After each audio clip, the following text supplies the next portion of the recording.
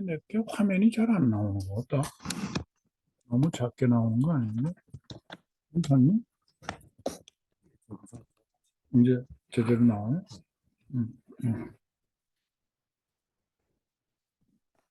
자네 거는 잘 나오는데, 그지?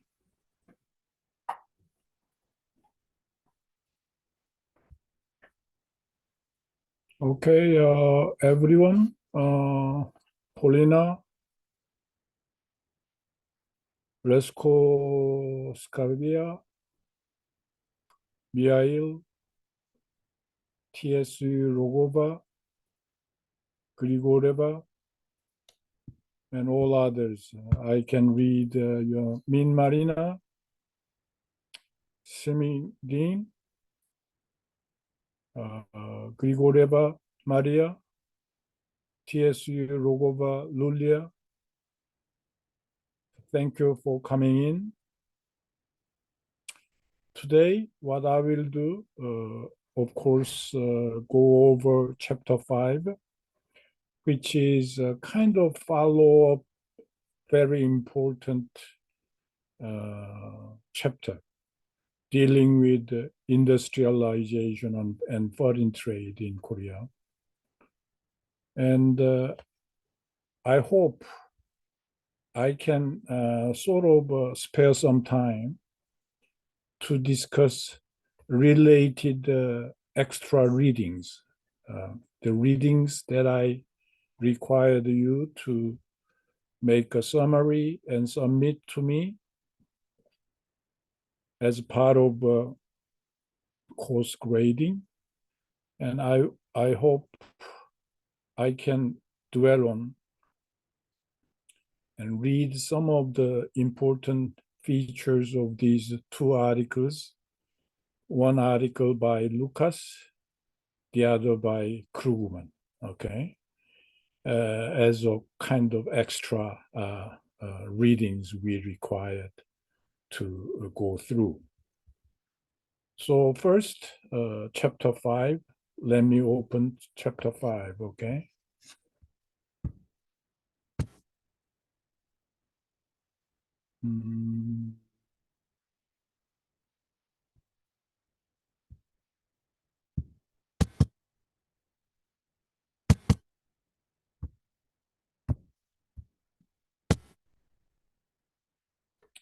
Am I sharing, Mr. Han? Yes. Okay. So the first part of chapter 5, industrialization and foreign trade, is looking at macroeconomic policy in very high growth period of South Korea. But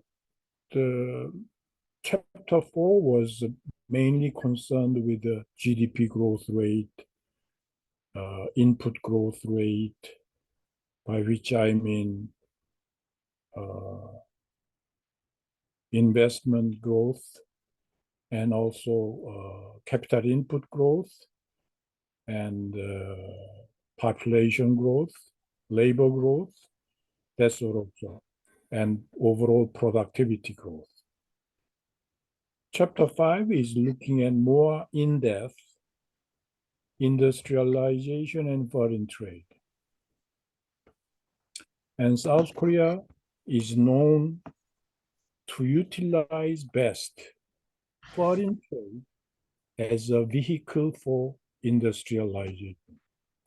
In other words, for their purpose of industrializing themselves, what is industrialization? Making the economy from peasant economy, agricultural economy, into more manufacturing-based economy. That's industrialization. So industrialization, the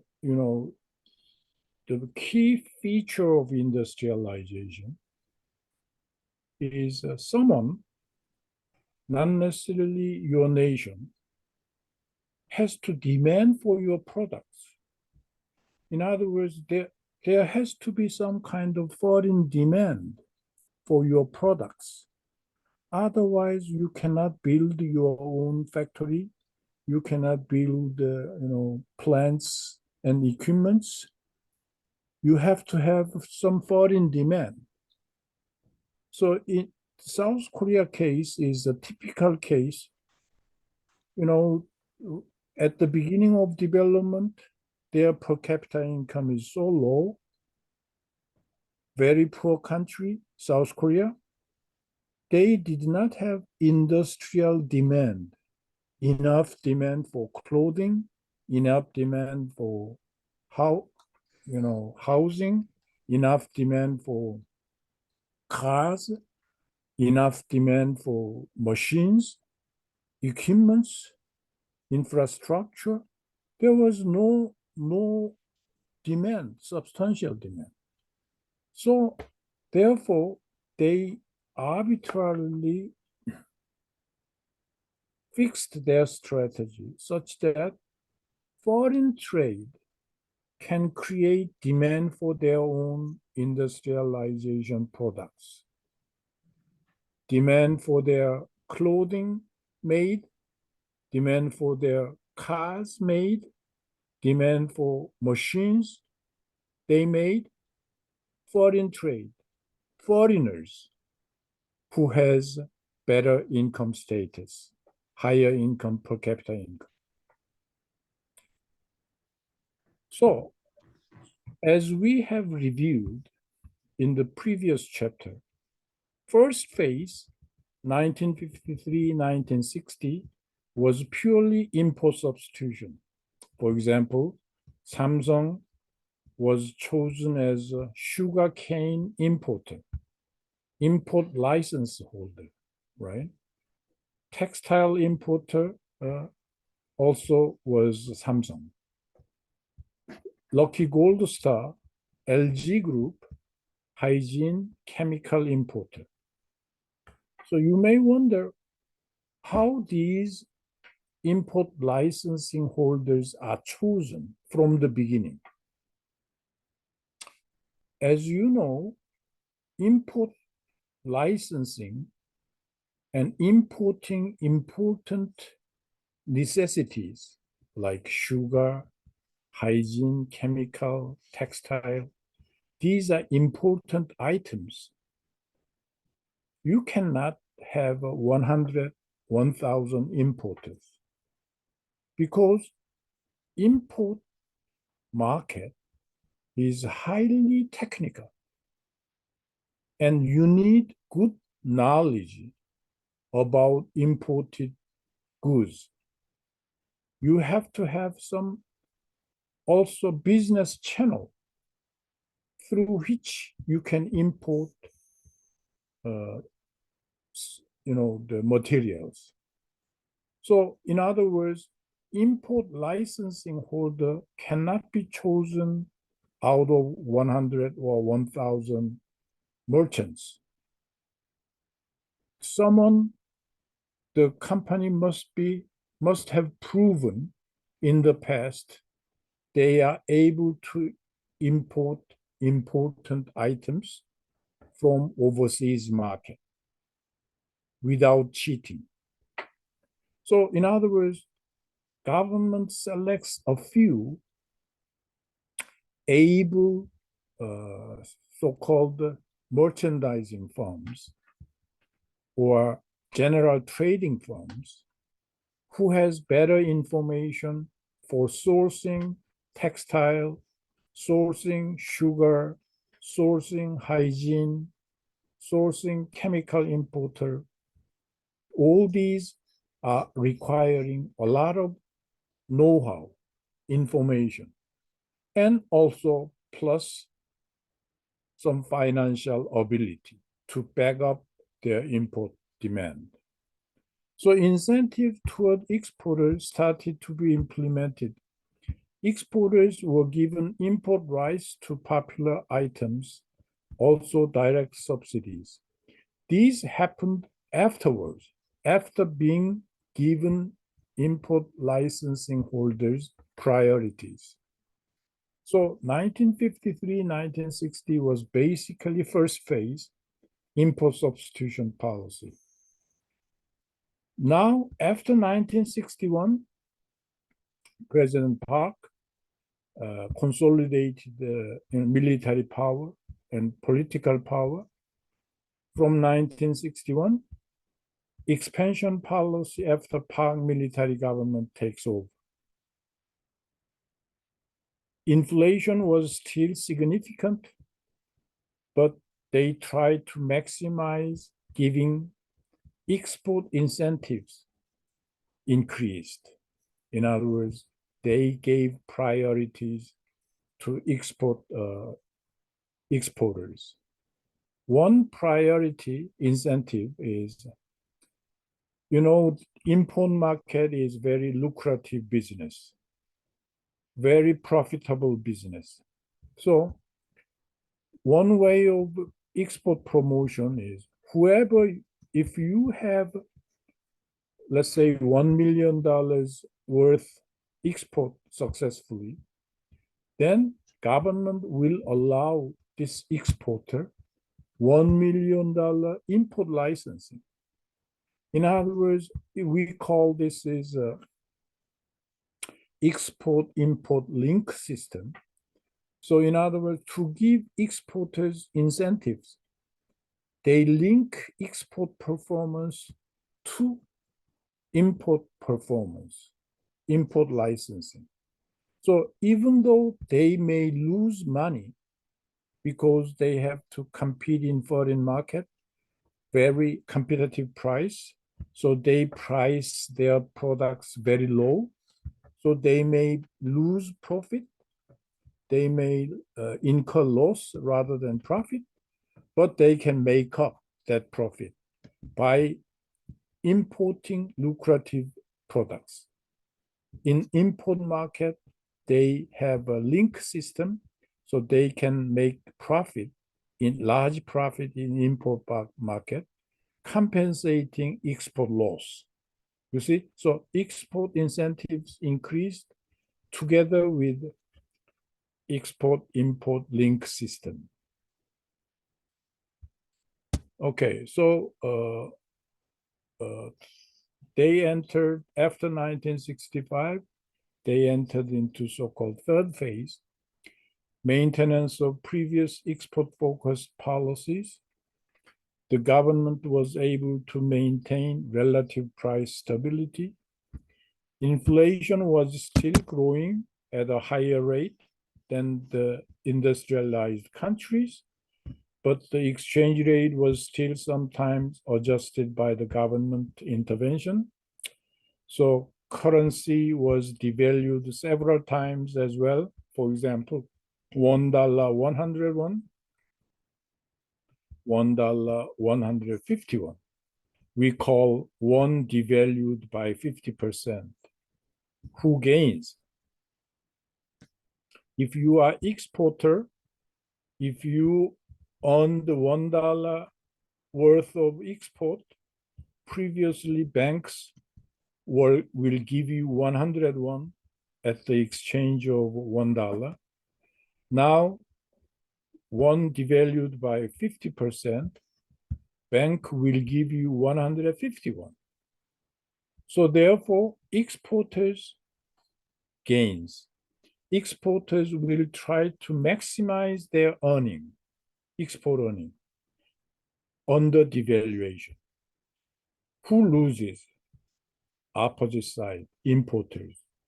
Importers, they had to prepare only 101 to make $1 import from Japan, but now they have to make 151 to import the equivalent $1 Japanese product to import.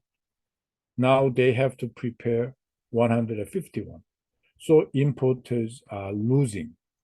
So continued devaluation policy makes exporters gain and importers lose.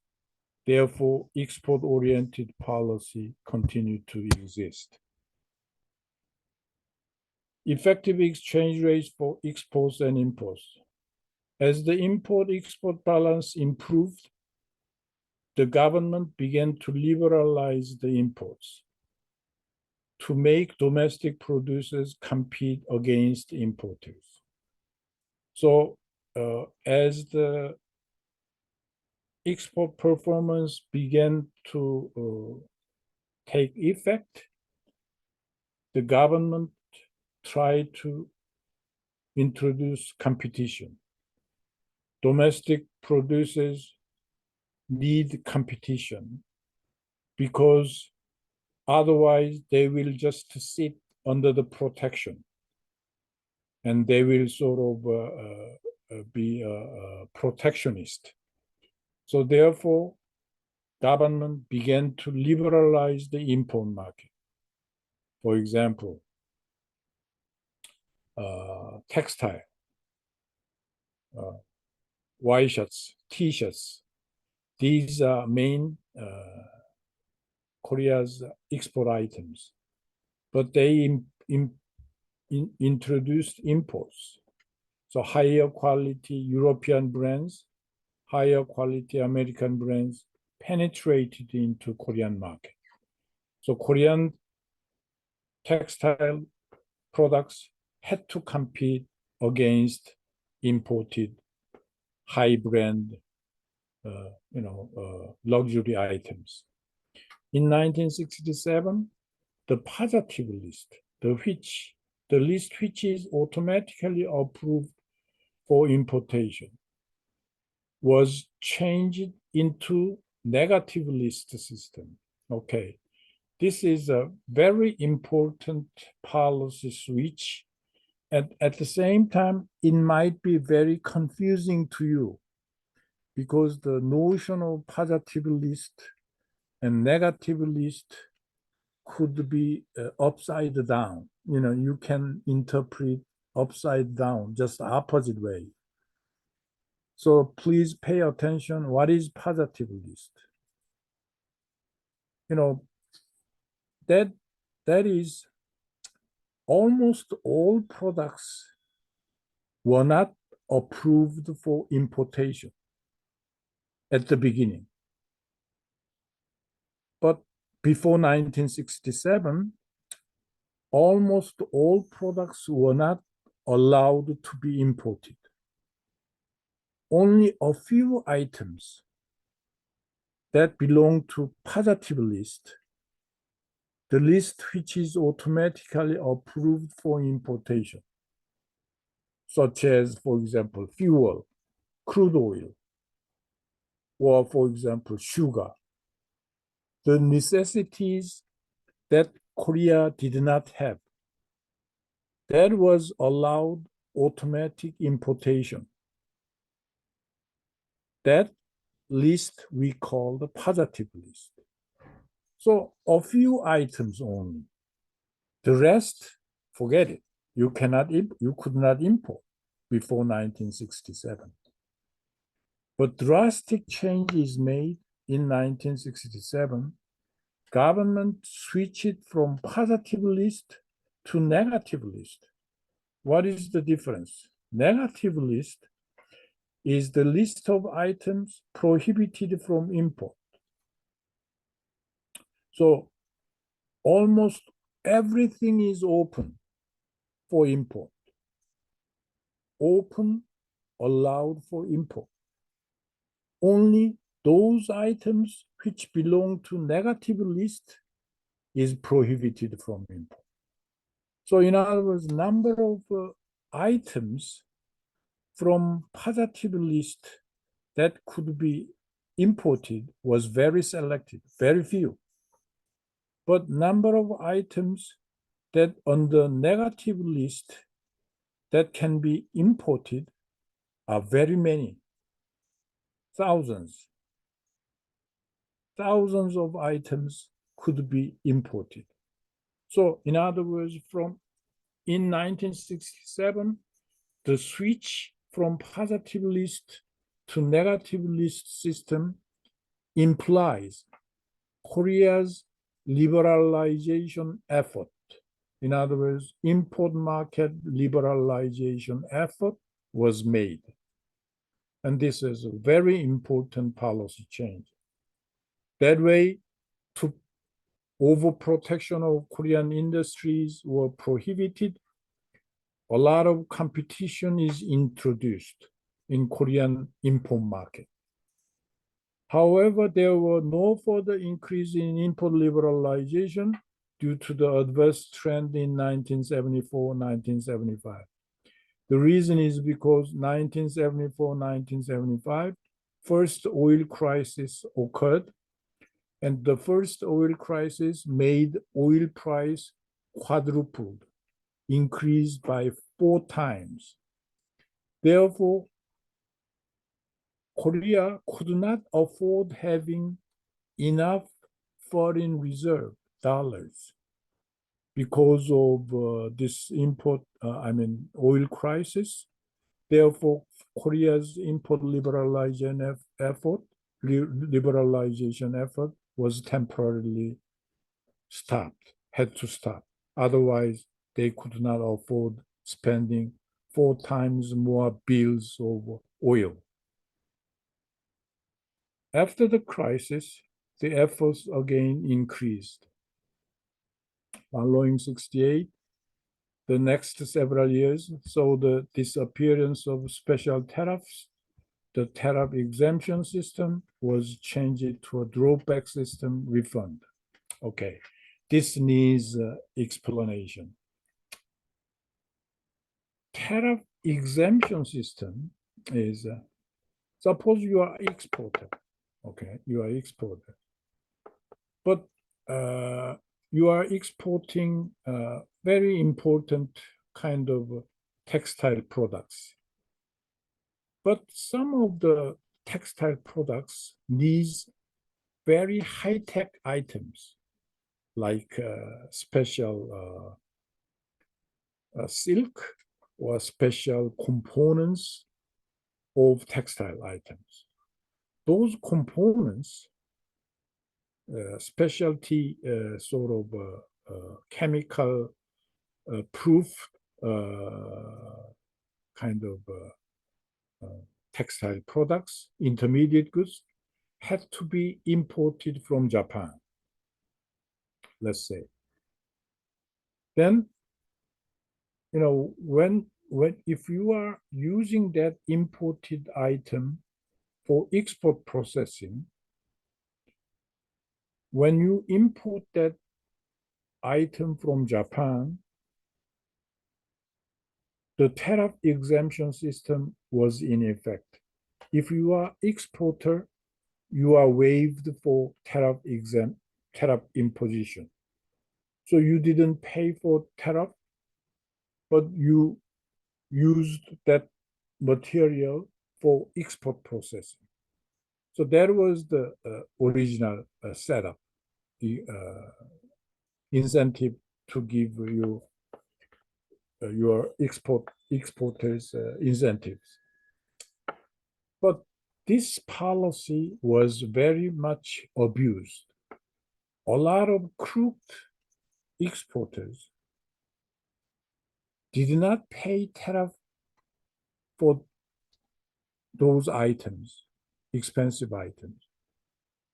Instead, they sold out these tariff-exempt products, not for the purpose of exporting, but domestic use, domestically abused.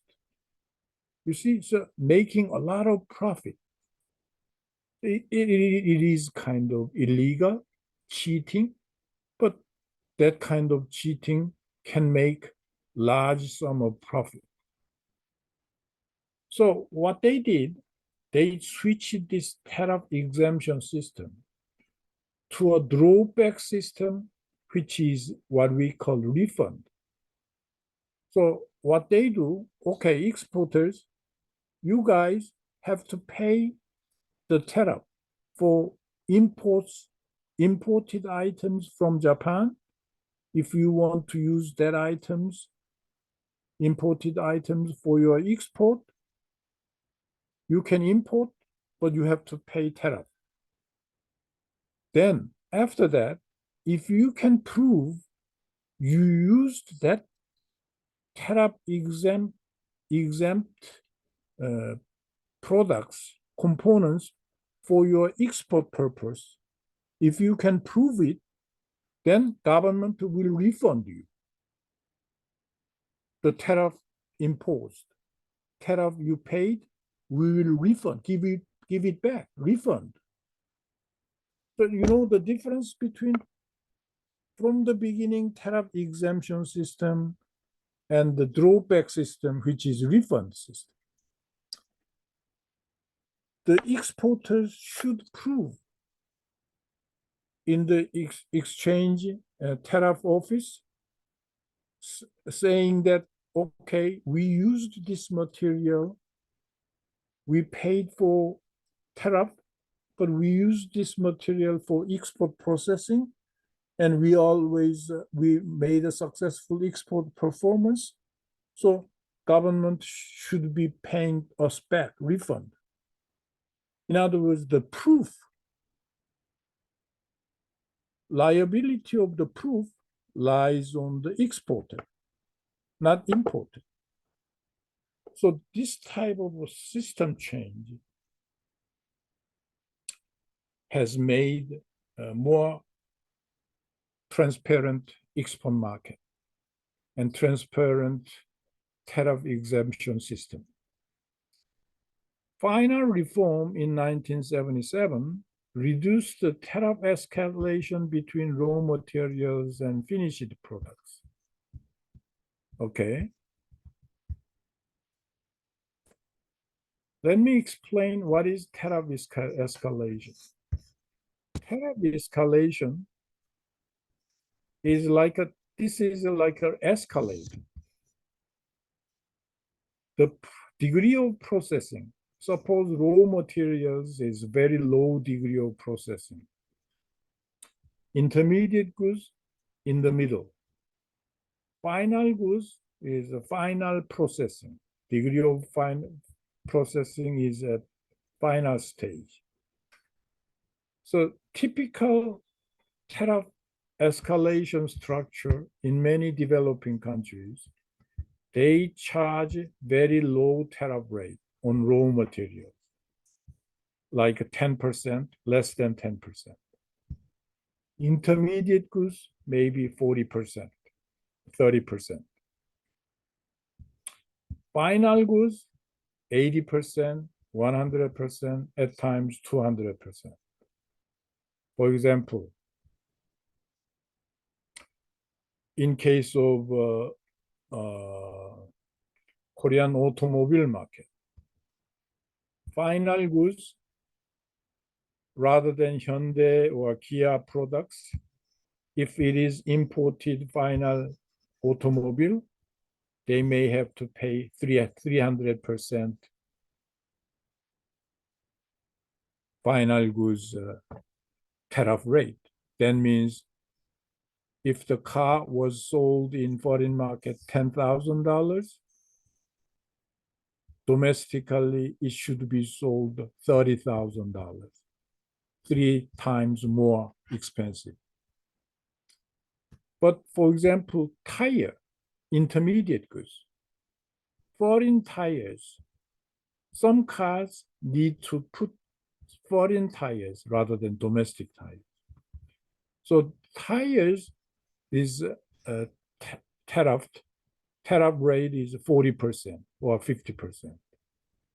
So in this case, foreign brand $1,000 in foreign market can be sold about $1,400 in Korea. Not substantially bad margin. Very relatively low margin, intermediate goods. Raw material, let's say tire, rubber, by which we make tires. When you import rubber from Malaysia, for example, less than 10% tariff rate. So when you import from Malaysia rubber, it could be less than 10% interest rate, tariff rate. If you make tires, and if you are importing tires, which are intermediate goods for final automobiles, intermediate, they're 40% only. But final goods, car itself can have 200% or 300% tariff rate. This type of escalation type tariff structure we call tariff rate, escalation tariff rate.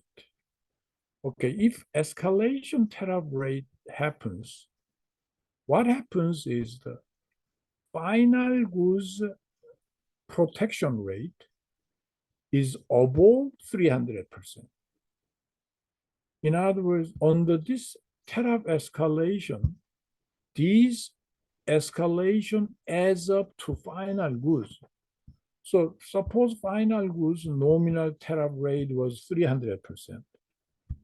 Real effective final goods tariff rate could be 500% because you have to add raw materials, intermediate goods tariff rate to escalate.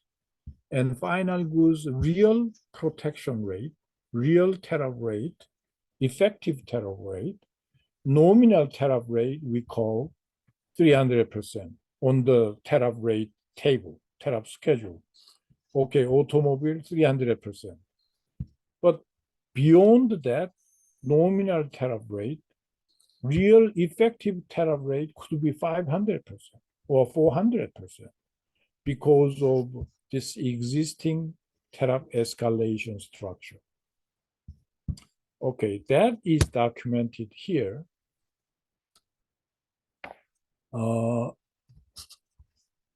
This table shows you kind of exchange rate calculation. Okay, it's a little bit difficult concept, but I will try to give you explanation. Official rate is, for example, in 1958, $1 is 51. In 1976, $1 is 485 won.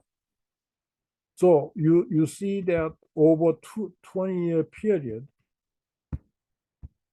$1 official exchange rate has been almost 10 times devalued, right? Now, what is effective rate? Effective rate is real exchange rate. This is official exchange rate. Effective rate means, for example, 1958, in 1958, if you want to make export, right? $1.51 was not enough. You had to have a lot more won mobilized to export $1 worth. To import $1 worth, you need less money. So effective rate is actually the money required to make $1 export or $1 import. Okay. So, for example, how do you interpret? In 1976, official rate is 485 won. To make $1 export, you need to have 493, more than official rate you need to mobilize to make $1 export. To make $1 import, you need even more won mobilized to get $1 import. So these are effective rates. Okay. Wholesale price index, for example, base year it was 1966, 65, 100, 100, major trade partners. Between 1965 and 1976, over 10-year period, Korea's wholesale price index increased by 3.9 times, 3.89 times. Major trade partners only 207, 2 times. So in other words, major trade partners' inflation rate was a lot lower than Korea's wholesale price index increase. So relatively, Korea's inflation rate was a lot higher than major trade partners. What is PPP adjusted exchange rates? Okay. This is a kind of the full word is purchasing power parity, adjusted exchange rate. Okay. Purchasing power parity is relative price change. So there is a very famous kind of example of PPP adjusted exchange rate. Let's say in Moscow, McDonald's hamburger is, let's say, $5. Okay. In Seoul, McDonald's hamburger is $3. And in Tokyo, McDonald's hamburger is $2. And in New York, the McDonald's hamburger could be $10. So in other words, for the same price, depending on price level of the country in which the office is located, PPP adjusted exchange rate is different. So one example, you see, Korea inflation rate was about 3.9 times. Major trade partners was about 2.07 partners. So official rate was 485 won per dollar official. This has to be discounted roughly by about 2 to 1. In other words, this 485 is too much inflation accommodating. In too much, the country, Korea, has too much inflation compared to major trade partners.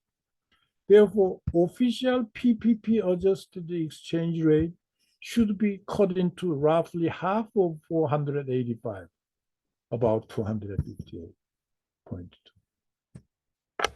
Again, effective rate, export needs more dollar, import needs more dollar to make $1 worth of production. So roughly you can argue PPP adjusted exchange rate is price adjusted exchange rate. Okay, the reason why official rate, PPP adjusted exchange rate is 258 rather than 485 official rate. You see the difference between 485, 258. The reason is because Korea's inflation rate roughly more than doubled, or roughly doubled major trade partners' inflation rate. Therefore, this has to be discounted. Okay, roughly one into half, so 485 to 58. That's the official rate. Okay. Effective exchange rate for export and imports.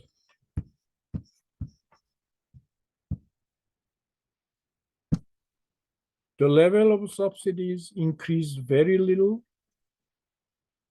New export incentives were also introduced during the period, such as discounts on railway freight and electricity rates for exporters.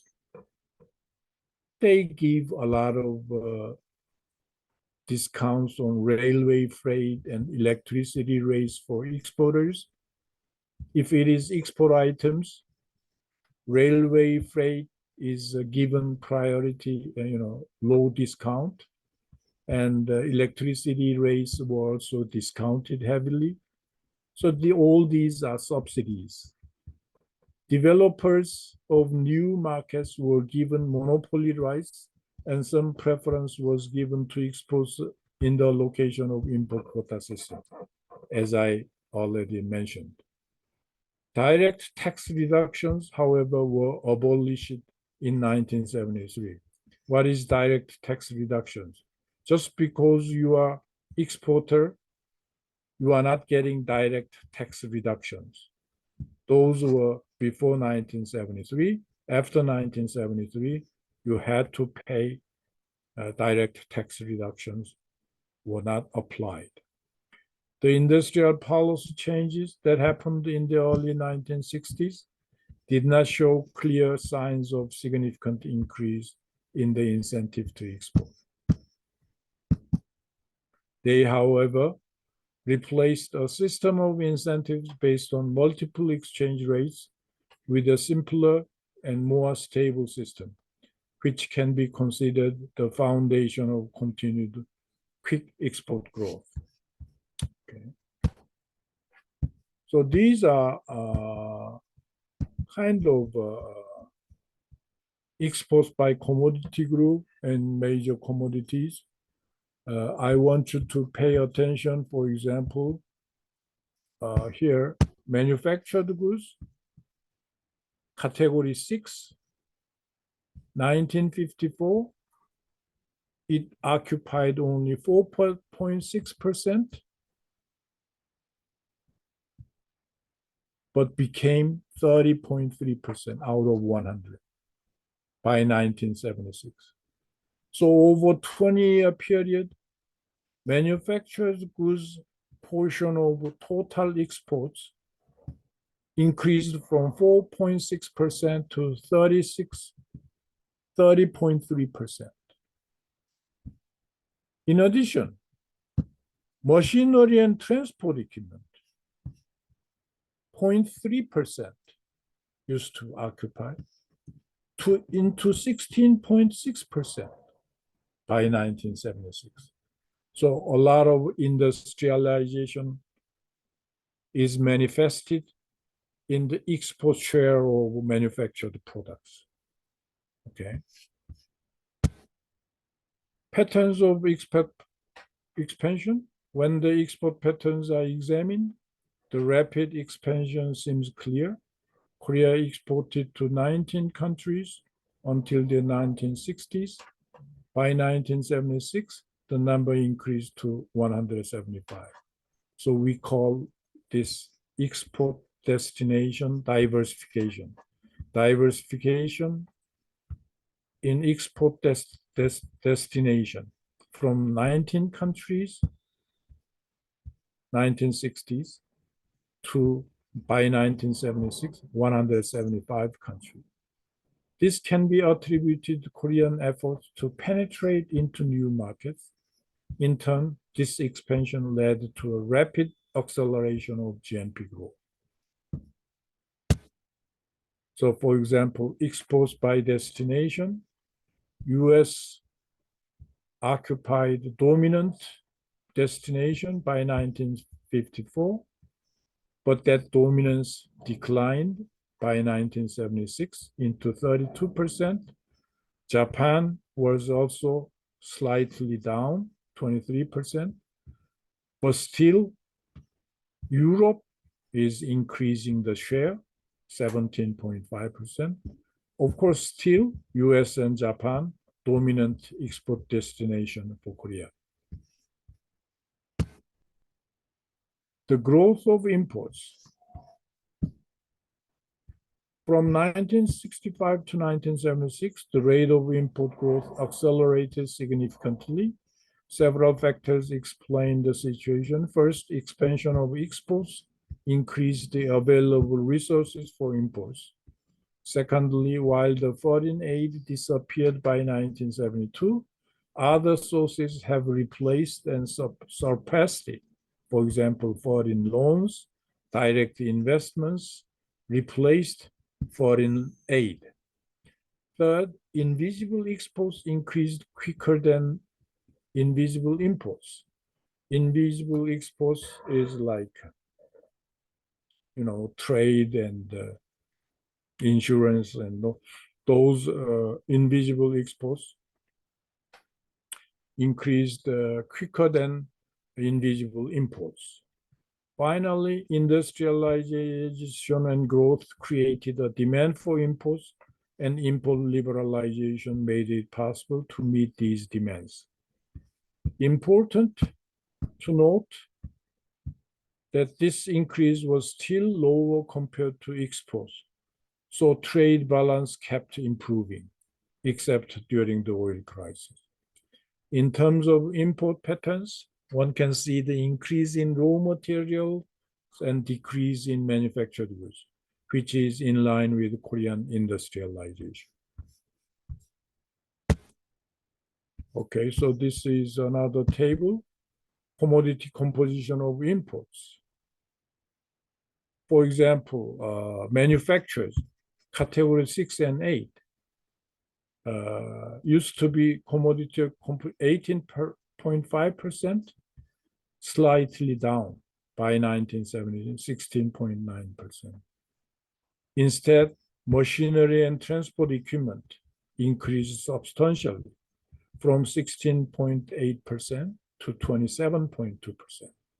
So that means machinery and transport equipment made a very important input into the industrialization process of Korea. So the pattern of industrialization, the notable changes in industrial patterns include structural changes.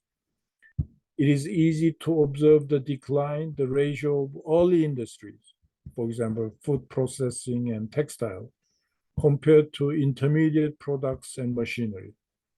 Korea still relied on imports to meet the domestic demand for machinery, while 36% of domestic production was exported.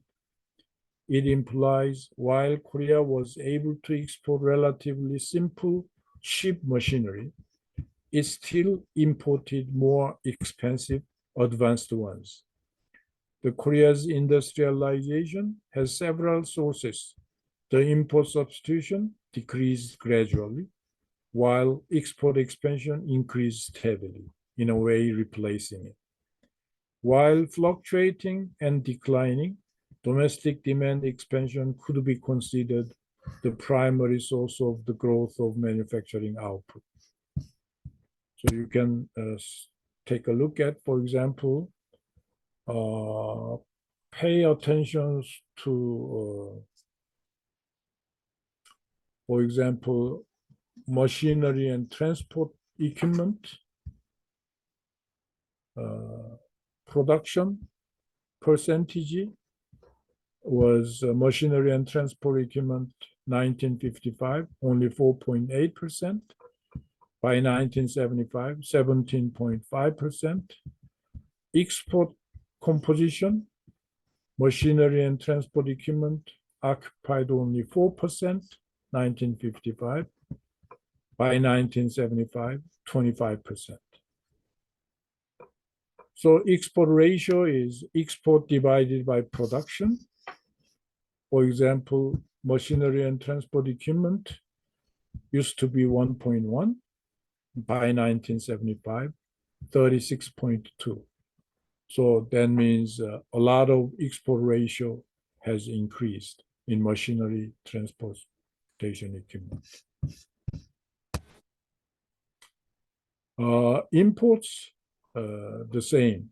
For example, machinery and transport equipment, if we highlight this machinery transport equipment, imports used to be 18%, but dominantly 1975, machinery and transport equipment 47%. Domestic demand is 1 minus 2 plus 4, increased from 10%, 1955 to 20.3%. Import ratio 4 divided by 5 will show you 1955, 70% machinery and transport equipment, but by 1975, 50.9%, substantially reduced. Okay, so please look at these supplementary tables very carefully to justify their main structure. Korean industrial structure from 1953 to 1974, and Chenery-Taylor norms. What that means is Chenery and Taylor studied about 105 developing nations. Their average is called Chenery and Taylor's norms. So it's kind of Chenery-Taylor's norms is, developing country average. For example, in 1953, 1955, if you choose just, let's say, what should be chosen, basically,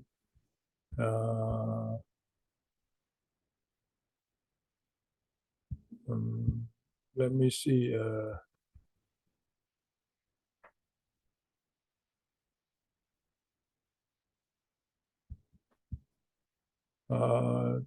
Seems to be a good example could be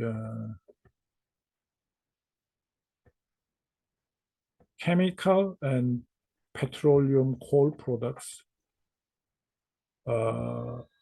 Manufacturing value-added percent of GDP. Manufacturing value-added percent of GDP. In GNP, how much is created by manufacturing value-added? So when we looked at that, Chenery-Taylor's norms, 1953, was chemical and petroleum coal products, 0.6%. But Korea was way below, 0.3%. Okay. By 1960-62, Korea was catching up, 0.7%. The rest of average developing country, 0.7%.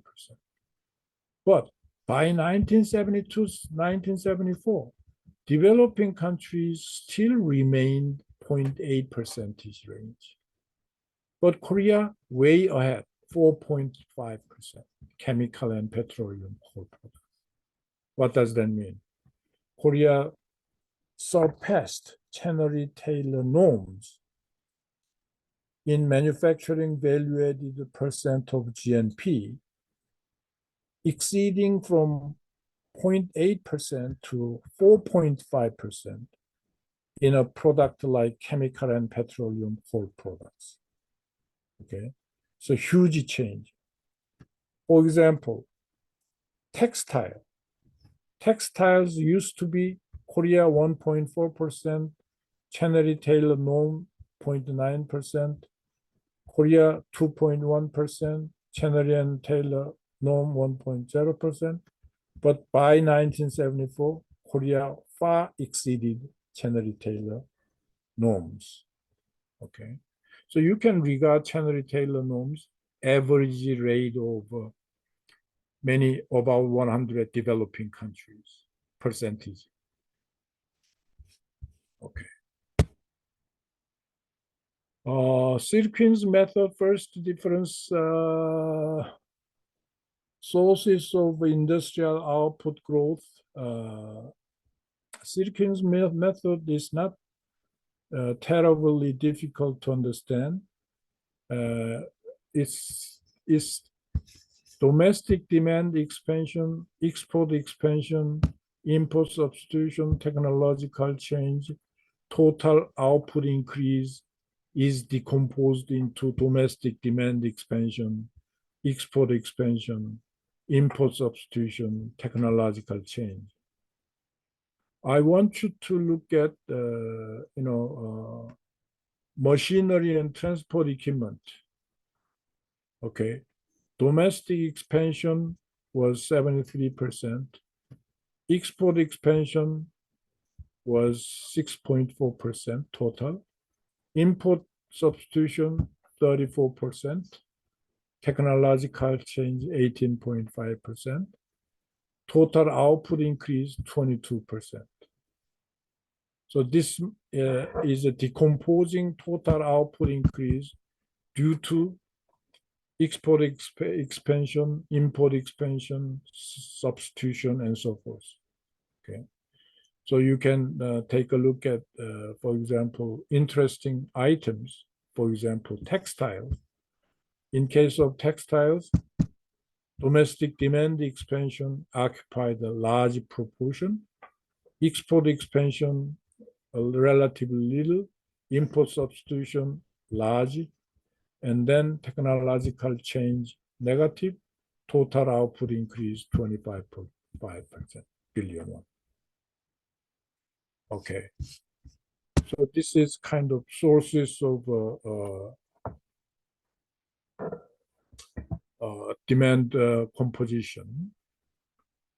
Lastly, 17 chapters source. It's continued from 1963 to 1975. Previously, 1955, 1963. Not much structural change, but the second part of this table, a lot of structural change. For example, what would be manufacturing total? Let me take a look at manufacturing total, bottom, way bottom. Domestic demand expansion created 51.5%, export expansion 38.8%, import substitution very little, 7.0%, technological change very little, 2.7%, total output increase a lot, manufacturing total. So in other words, dominantly export expansion occupied and domestic demand expansion occupied big chunk of this manufacturing total expansion. The studies on protection rate show that there was a significant tariff redundancy, particularly in manufacturing. The average levels of protection were relatively low, reflecting the fact that exchange rate in 1968 was not overvalued significantly. In addition, domestic sales of primary sector had a higher degree of protection compared to manufacturing. Finally, exports, that means primary sector agricultural products, were protected by having high degree of protection. Their tariff rate on agricultural products were very high to protect the farmers' interest. Finally, exports were given a higher effective average protection compared to domestic sales of manufactured the products to provide incentive. So this is a kind of nominal and effective protection by industry group. You can roughly say that average legal tariff rate is kind of tariff rate, and average nominal protection is equivalent to average legal tariff. So for example, what would be good example? Consumer durables, let's say, consumer electronics, kind of consumer durables. Average legal tariff was 78%. Average nominal protection is about 30.7%. Effective protection is about 39%. So effective subsidy is export is 1.5%, domestic sales about 23.6%. So in general, what can you say? Manufacturing total average tariff, legal tariffs about 58%. Average nominal protection is about 10.7% after giving out subsidy and incentives. Effective protection, export is almost zero. Domestic sales is minus. Effective subsidy, export is a lot higher. Domestic sales. That's the tariff structure. Estimated nominal rates of protection by the major group for selected years. If you look at the highest primary production rate was given primary production, agricultural products by 1975. Okay. Machinery and transport equipment, automobiles, relatively high tariff rate. Processed food, finished consumer goods, negative. That means gave more subsidies. Total manufacturing, a little bit of subsidy rather than tariff. Okay. So in the early 1960s, Korea had the characteristics of labor surplus economy, which could be considered its comparative advantage. The labor intensity of exports, however, declined rapidly after 1968 and matched the imports by 1970. By 1975, it fell below the imports. The indicators imply that the Korea exported relatively labor-intensive goods and imported capital-intensive ones. The findings, export-focused strategy facilitated an efficient allocation of factors, especially considering the rapid increase in employment. The rise of wage rental ratio accelerated the capital accumulation, replacing the labor in production. This, however, did not result in a waste of resources, as the capital utilization rate also has grown to match the increase.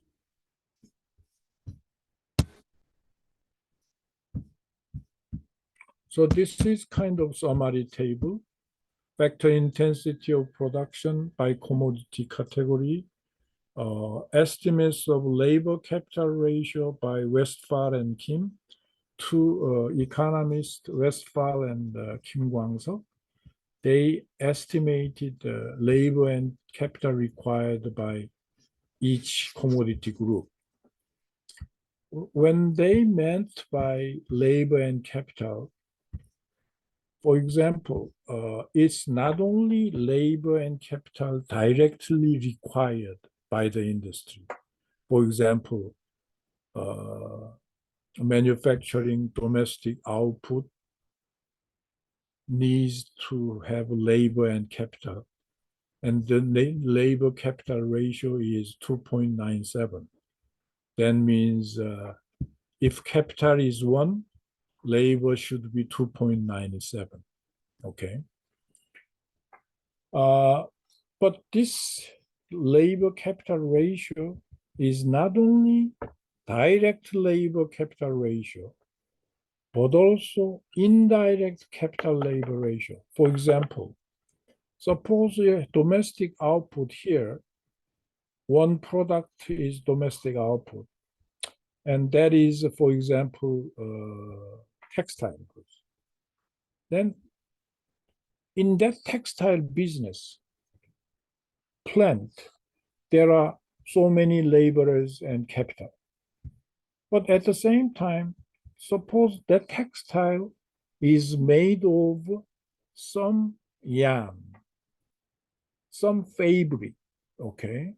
Then that fabric business, fabric factory may have capital and labor ratio, labor capital ratio. So we call those as indirect labor capital ratio. Together, they put together both direct labor capital ratio plus indirect labor capital ratio and coming up with this. So what is this story? For example, manufacturing export, I want you to look at manufacturing export. Labor capital ratio, direct and indirect labor capital ratio required to manufacture exports. It started from 1962, 2.72 persons labor per one capital unit. But by 1968, labor required more. In other words, export items became more labor intensive. Labor required more, 3.55 times. On the other hand, imports, manufacturing imports, you had labor ratio, capital ratio 2.09 to 2.33. So total direct factor requirements, total factor requirements, if you compute total factor requirements, please take a look at manufacturing exports. Manufacturing exports, labor was 3.74 out of 1 unit of capital. But by 1968, 4.29 labor per unit of capital. So exports became more labor intensive. On the other hand, imports became almost the same. Okay, so this is labor capital ratio estimates. It was Professor Hong who passed away several years ago, who was colleague of my senior professor at Seoul National University. According to his estimate, total factor requirements for exports shows a lot of labor decline from 1.40 to 0.32. In other words, 1.4 person needed per one capital input in 1963, but by 1975, 0.32 units of labor needed per unit of capital. So a lot of labor saving in exports. That means at the same time, export is increasingly capital intensive, more capital than labor. On the other hand, competitive imports also showed 1.06 labor unit per capital, 0.36 reduced labor input. So both export and competitive imports becoming exceedingly capital intensive. More capital was required to process. Okay, so in this table, I think Professor Hong's estimate is more reliable, more dependable. Okay, that concludes a lot of discussion, foreign trade and industrialization. It's very lengthy description because it deals with both industrialization and foreign trade. For the rest of the time, like about 20 minutes, I will help you in reading materials. Okay, and I will also highlight 공유를 중지하고, 그죠? 공유 중지를 하고. Okay, I want you to open the first reading required by Lucas. Okay, you will find very interesting remarks.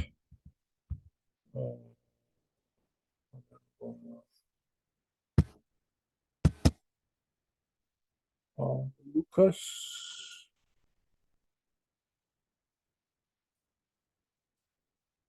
Uh,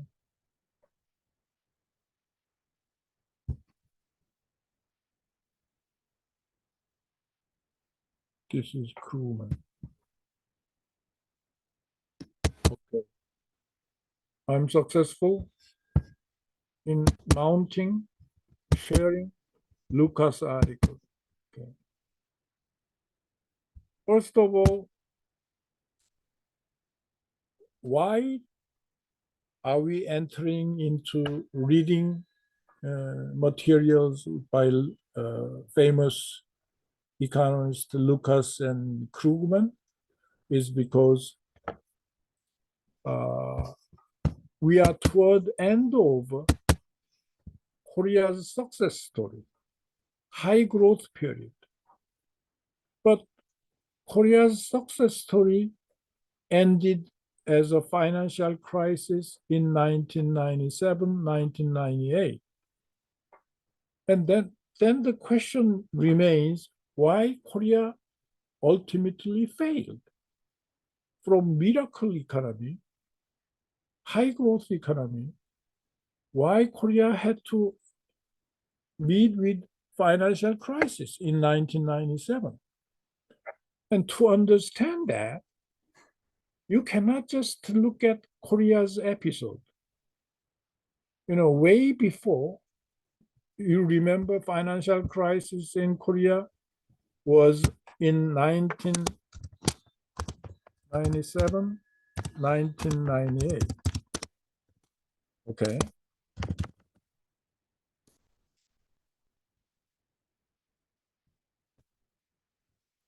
Way before 1997, 1998, economists like Lucas or Krugman, the next one, were predicting the Korea's miracle, East Asian miracle, will be ending. You see, isn't it surprising? At the time of Korea's miracle at highest position, famous economists were questioning that era of miracle could be ending. Okay, so this is great article by Lucas, Making a Miracle in Econometrica. And actually, this is one of his Nobel laureate, Nobel Prize, receiving memorial kind of lecture. Lucas was a frequent visitor to Seoul National University. He was kind of chain smoker. I remember Lucas was very chain smoker. I think Lucas died several years ago. And I had a very fun, long talk with Lucas over Korea's Making a Miracle, his article, and all other issues. I remember. And at any rate, this is a very famous article. And I think you must read this article to understand why we need to understand this article. Okay, at the introduction, in 1960, the Philippines and South Korea had about the same standard of living as measured by their per capita GDPs out of about 640 US dollars 1975. The two countries were similar in many other aspects.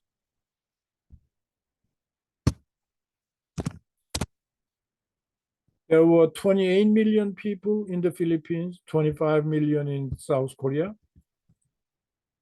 Here, Korea means South Korea.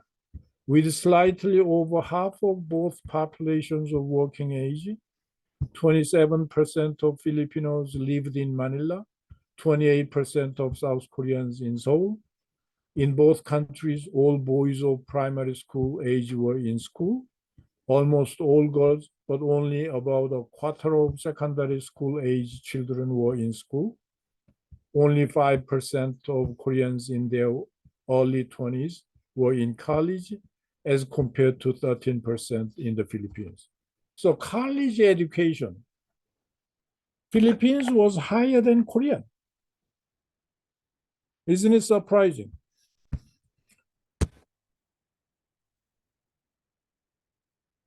Now, 26% of Philippine GDP was generated in agriculture, 28% in industry, Korea 37, 20%. 96% of Philippines merchandise exports considered of primary commodities and 4% in manufactured goods. In Korea, primary commodities made up 86%, manufactured goods only 14%. So what this description says, Philippines and South Korea was socio-economic conditions in primary, at the beginning of development was very similar, very at the same level. But from 1960 to 1988, GDP per capita in the Philippines grew at about 1.8%, about the average of per capita incomes in the world as a whole. So Philippines didn't do that poor. It was roughly on the average of the world as a whole. But in Korea, over the same period, per capita income grew at 6.2% per year, a rate consistent with the doubling of living standards every 11 years. Korean incomes are now similar to Mexican, Portuguese, Yugoslavian, about 3 times incomes in the Philippines, and about 1/3 of incomes in the United States. So Korea was catching up very fast. Okay, this is the statistics Lucas is quoting. The question here asks, what did it happen in Korea and Taiwan, and not in the Philippines? I do not think it is in any way an exaggeration to refer to this continuing transformation of Korean society as a miracle, or to apply this term to the very similar transformation that are occurring in Taiwan, Hong Kong, and Singapore. Never before have the lives of so many people, 63 million, in these 4 areas, undergone so rapid an improvement over so long a period, nor with the tragic exception of Hong Kong, is there any sign that this process is near its end. How did it happen? Why did it happen in Korea and Taiwan and not in the Philippines? That's the question posed by Lucas, Nobel Prize receiver. Questions like these can be addressed at many levels. It is useful to begin simply by listing some of the features of these transformations. Okay, and he defined East Asian miracle. And what he concludes, we need the theory. We cannot say other developing countries follow the Korean model. It's like an aspiring basketball player follow Michael Jordan model. It's nonsense. Michael Jordan is a very successful, basketball player. Just because Michael Jordan is the best player, follow the Michael Jordan is not the solution. So what is this? Which aspects of this performance are imitable, and of these, which are worth imitating? One needs, in short, a theory. That's Lucas' conclusion. So, Lucas, I will intentionally give you time and space, of course. I sent to you not only this, I'm sending you this, not only my PowerPoint summary, but also the original article I already sent to you. So you can read original article and go through what Lucas argues. And summary, my own summary, and of course, human capital accumulation, not only at school, but also at work. His conclusion, all depends on human capital accumulation. It begins not only at school, but also at work, like OJT, on-the-job training.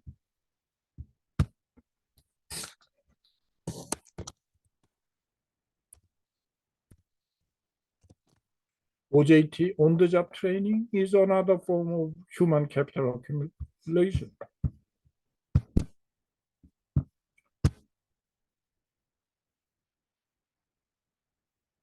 Good specific human capital holdings will determine who produces what.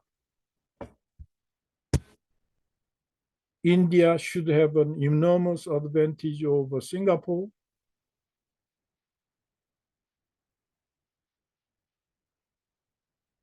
But continual production of new goods is necessary for a miracle.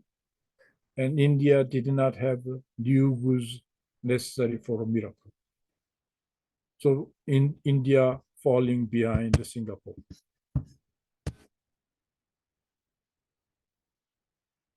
And at the end of Lucas' paper, I'm summarizing what you have learned in chapter 2, chapter 3, Korea going through takeoff stage 1965, and turning point, like Arthur Lewis mentioned, around 1974, 1975. His turning point is the point in which the end of unlimited labor supply ends. So in Korea, by 1974, 1975, surplus labor disappeared. There was end of unlimited labor supply. So from 1974, 1975 on, Korea rapidly experienced wage hike. Okay. And human capital, important consideration. This is my article quoted diagram. You see, this is the successfulness, Korea's miracle is backed by Korea's primary and middle school enrollment ratio. From 1953 to 1975, Korea's primary school enrollment ratio reached from 60% to 100% within 10 years. Korea's middle school enrollment ratio used to be below 40%, 30%, now reached by 1980, 100%. This type of human capital growth, human capital increase, can only explain Korea's miracle. So Korea's miracle is backed up by rapid human capital accumulation. And I'm providing empirical example, empirical evidence to Lucas' remark. Lucas argues that the best way is to increase human capital. And not only at the education level, but also at the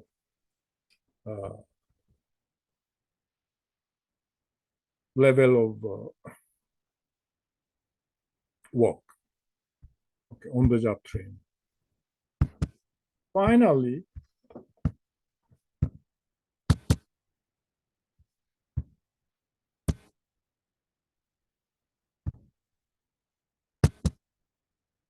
last slide that I want to show you is probably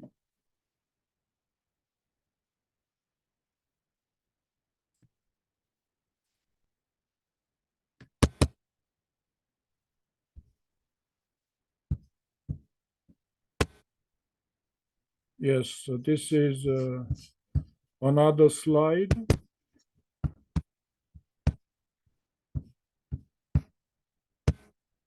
It's article by Krugman, and Krugman is more probably meaningful because he's talking about a lot of Soviet slowdown.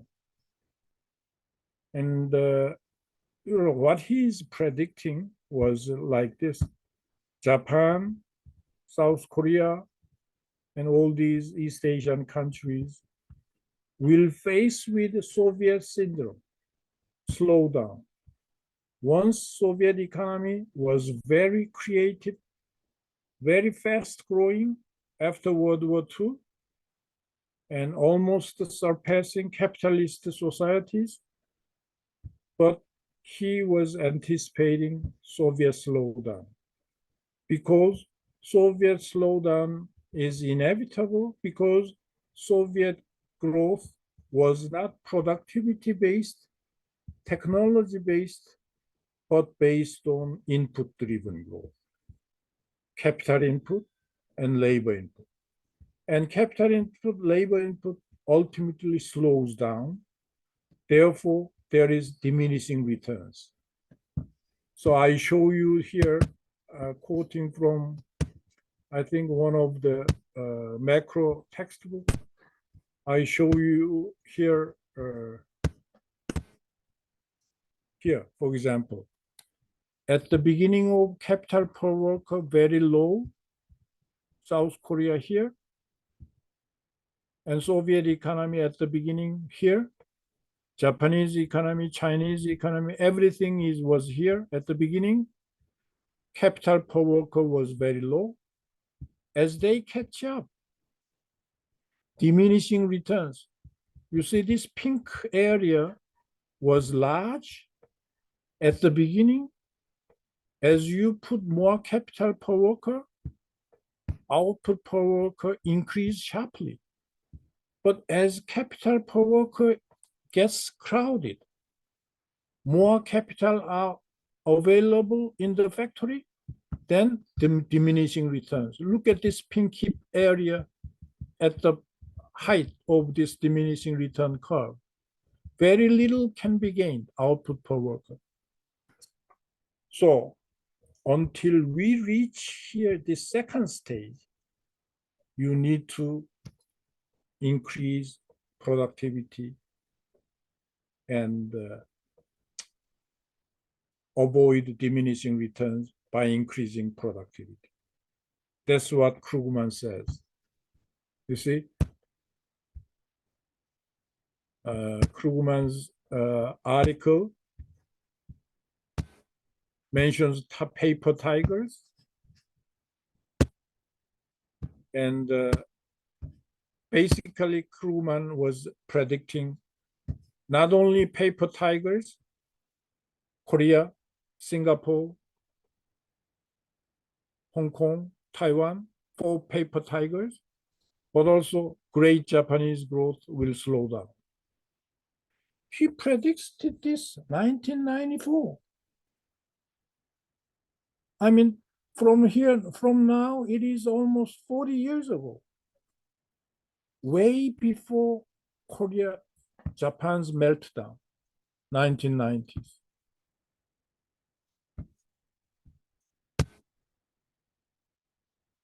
Great Japanese growth slowdown. China syndrome too. He argued China will ultimately turn around and slow down. He calls that China syndrome. The mystery, that was not mystery because it is example of Soviet Union. Once very prosperous, very fast-moving economy, Soviet Union, what happened after that?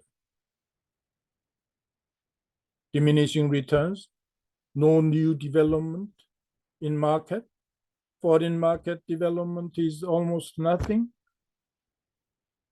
no technology advancement, no commercial application of technology advancement. So sitting there and Soviet economy is failing. This is 1994 article by Krugman. 1994 article, not present day article. So he says mystery was not mystery. Asian growth will be doomed to fail. China will fail. Japan already failed. That's what he says. I want you to read very carefully, make your own summary of 2 articles and submit to me to get extra credit. Okay? Thank you.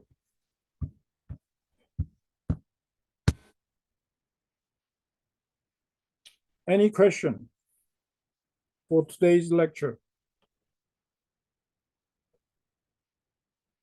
Min Marina, Valeria, Pirko, Anastaski. Okay, I think you need time to prepare yourself, reading the articles that I mentioned, 2 articles. There will be 3 more articles by next week. So please do not be late in submitting your summary, okay? Thank you for your attention. Today, I will stop here.